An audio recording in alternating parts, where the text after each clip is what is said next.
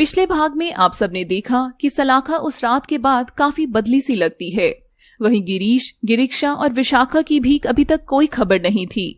दूसरी ओर कहानी के नए विलन ध्रुव का मकसद भी नागमणि को पाना ही होता है, इसलिए वह अंजलि को किडनैप कर लेता है।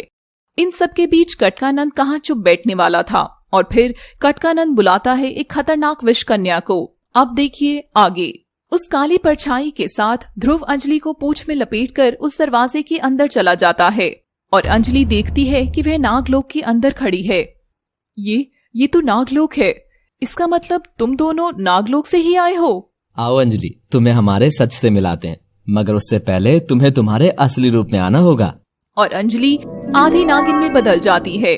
तभी वह काली परछाई उनके आगे आगे चलने लगती है, और चलते चलते एक विशाल भवन के बाहर आकर रुक जाती है। तभी ध्रुव ताली बजाता है और वहां खड़े सभी नाग सिपाही वहां से हट जाते हैं। तभी वो काली परछाई अंजलि को उस भवन के अंदर ले जाती है, और वो देखती है कि अंदर चारों ओर कांच की दीवारें बनी हुई हैं। सब कुछ एकदम ही सादा सा था। और अंजलि थोड़ी सी देर आगे चलती है तो उसे दूर बिस्तर पर लेटी हुई एक औरत नजर आती है, जिसका शरीर एकदम मुरझाया हुआ सा था। कौन है ये, और तुम दोनों मुझे यहाँ क्यों लाए हो? तुमने शायद इसे ध्यान से देखा नहीं है। ध्यान से देखो, ठीक से देखो और पहचानो इसे। अंजलि ध्यान से उस औरत को देखती है और उसे सब याद आ जाता है। ये तो, मगर ये सब आखिर हुआ कैसे?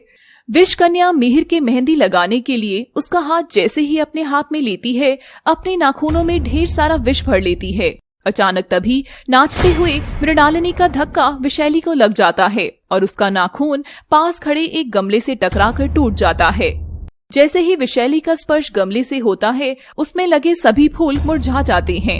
यह देख विशैली का क्रोध अब चरम सीमा पर पहुंच जाता है, और विशैली उठकर अपने सभी नाखूनों को पहनाकर उसमें सबसे जहरीला जहर भरकर वहां खड़े लोगों पर वार करती है।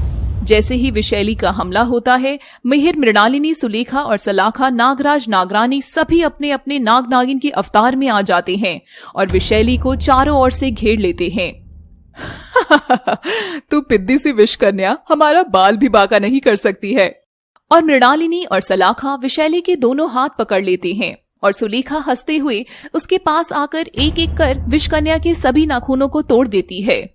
नहीं, ऐसा मत करो। तभी नागराज, नागरानी अपना सांप वाला बड़ा मुंह खोलते हैं और विशैली के पास आकर उसे निगल जाते हैं। विशैली जोर से चीखती है, नहीं। तभी मृणालिनी उसे हिलाती है। विशैली, आई एम सॉरी, मैं गलती से तुम पर गिर गई। हेलो मैडम, आप कहाँ खोई हुई हैं? विशैली होश में आती है और देखती है कि ये सब तो केवल एक सपना ही था। ये क्या, मैंने जो अभी अभी देखा अगर वो सच हो गया तो? नहीं, मुझे बहुत ही संभल कर अपनी चाल चलनी होगी। और विशैली अपने नाखूनों का सारा जहर फिर से अपने अंदर समाकर सामान्य होकर मिहिर की मेहंदी लगाने लग जाती है। अब दुल्हन की बारी है, लाओ अपना हाथ आगे लाओ। मगर सलाखा ये सुनकर अपना हाथ विशैली को नहीं देती है। विशैली बार बार सलाखा से उसका हाथ मांगती है, मगर सलाखा ये सुनते ही घबरा जाती है। सलाखा, क्या हुआ? तुम ऐसे मना क्यों कर रही हो? वो मैं बताना तो भूल ही गई, मुझे मेहंदी से एलर्जी है। मगर बेटा, तुम्हें तो मेहंदी बहुत पसंद हुआ करती थी। मैंने कहा ना मुझे एलर्जी है। अगर फिर भी आपको लगवानी है तो ये लो, विशैली लगा दो मुझे भी मेहंदी। मगर सलाखा जैसे ही हाथ आगे बढ़ाती है, मिहिर उसे रोक देता है। नहीं सलाखा, जो चीज तुम्हें तकलीफ दे वो मैं कभी नहीं करूंगा। और मिहिर सलाखा का चेहरा चूमने वाला ही होता है कि सलाखा मुंह बनाकर वहां से उठकर अपने कमरे में भाग जाती है। सुलेखा को इस बार फिर से सलाखा का बर्ताव अजीब लग रहा था। ये तो नागरानी ही है ना? और अंजलि नागरानी की पुरानी बातें याद करती है। कौशिक से लड़ते समय जब शिवानी ने नागरानी को बुलाया था तो नागमणि नागरानी के ही हवाले कर दी थी, और उस समय वहां शिवानी भी मौजूद थी। हाँ, मुझे याद आया, नागमणि तो शिवानी ने नागरानी को दे दी थी। तो उसके बाद तुम दोनों मुझसे नागमणि क्यों चाहते हो और मुझे यहाँ क्यों लेकर आए हो? और ये नागरानी को आखिर हुआ क्या है? तभी वह काली परछाई अंजलि के सामने आ जाती है, जो कि और कोई नहीं नागलोक के नागराज ही थे। नागराज के सर पर नाग मुकुट देखते ही अंजलि समझ जाती है कि वह नागलोक का महान नागराज है और ध्रुव और अंजलि दोनों उनके आगे झुक जाते हैं। नागराज, नागरानी ऐसी तो नहीं थी? हाँ, मेरी प्रिय ऐसा नहीं हुआ करती थी। सब उस नरेश और सुरभि का किया धरा है। और नागराज अंजलि को बरसों पहले हुए उस धोखे की कहानी सुनाते हैं। और मैंने तो ये भी पता कर लिया है कि उन दोनों ने हमारी नागमणि को कहाँ छिपा रखा है। मैं कल से ही उन दोनों का पीछा कर रहा हूँ। और ध्रुव अंजलि को बताता है कि कैसे वही था जो काली परछाई में बदलकर सुरभि और नरेश का पीछा कर रहा था और सुरभि को भी डराकर बेहोश कर देता है। नागराज नागरानी के पास जाकर उदास होकर बैठ जाते हैं।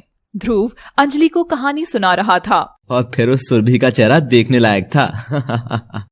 और अचानक ध्रुव जोर से रोने लगता है। ध्रुव, ध्रुव तुम रो क्यों रहे हो? क्या हुआ? ध्रुव अंजलि से लिपट जाता है और अधिक रोने लग जाता है। सालों से मेरी माँ एक जिंदा लाश बनकर बैठी हुई है। नागमणि से मैं मेरी माँ को पहले जैसा करना चाहता हूँ। क्या तुम नागराज और नागरानी के बेटे हो? इसलिए तुम्हारी पूंछ में शाही धारियां थी जो बहुत अलग थी। हाँ, मैं नागलोक का वो अभागा राजकुमार हूँ जो अपने माँ बाबा का खोया हुआ सम्मान तक नहीं ढूंढ के ला सका।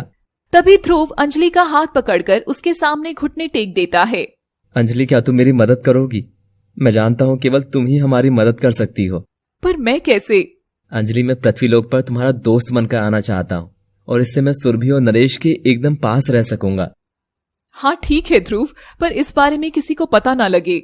ध्रुव खुश होकर अंजलि को पूंछ में लपेटकर उठाता है और अपने करीब लाकर सीने से लगा लेता है। अंजलि ये देख शर्मा जाती है। तभी नागराज भी वहां आ जाते हैं और अंजलि को और अधिक शक्तियां दे देते हैं। तथास्तु बच्चों, तुम जरूर सफल होगे। अंजलि, अब पृथ्वीलोक वापस जाने का समय आ गया है। और दोनों एक दूसरे का हाथ पकड़ लेते हैं और गायब हो जाते हैं। सलाखा अपने कमरे में आती है और खिड़की के पास खड़ी हो जाती है। तभी उसे मिहिर की बातें बार बार याद आती हैं। सलाखा, जो चीज तुम्हें तकलीफ दे वो मैं कभी नहीं करूंगा। सलाखा, सलाखा, सलाखा, जब देखो सलाखा, मैं तंग आ गई हूँ इस नाम से। और सलाखा गुस्से से पास में रखे पानी के ग्लास को जोर से फेंकती है, जिससे पानी उसके हाथों पर भी गिर जाता है। सुलेखा कमरे के बाहर खड़ी खड़ी यह सब देख रही थी। सलाखा आखिर ये सब क्यों कर रही है? तभी सुलेखा कमरे के अंदर आती है। सलाखा बेटिया, क्या हुआ? तुम इतनी परेशान क्यों हो? और सलाखा तुरंत शांत होकर सुलेखा की ओर देखकर मुस्कुराती है। तभी सुलेखा की नजर सलाखा के हाथों पर पड़ती है, जिससे नीला रंग जमीन पर टपक रहा था। उस नीले रंग को देखकर सुलेखा को पुरानी बातें याद आती हैं कि पहले भी उसे सलाखा के बिस्तर और बाथरूम में नीला रंग दिखाई दिया था।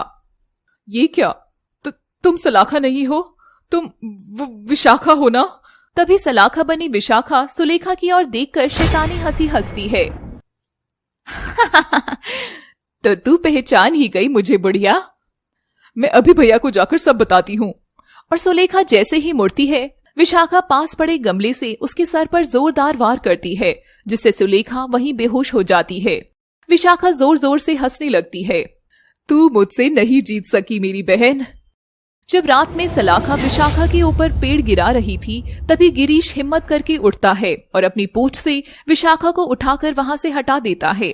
और विशाखा सलाखा पे जोरदार हमला करके उसे बेहोश कर देती है और खुद नीले रंग की सलाखा में बदल जाती है। जाओ विशाखा, अपना प्यार हासिल करो, इसको मैं संभाल लूंगा।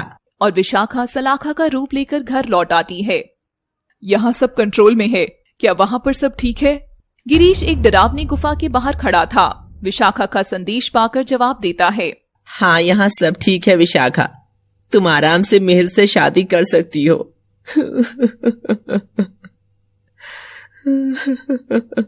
एक बार फिर से दोस्ती निभाने के लिए शुक्रिया गिरीश।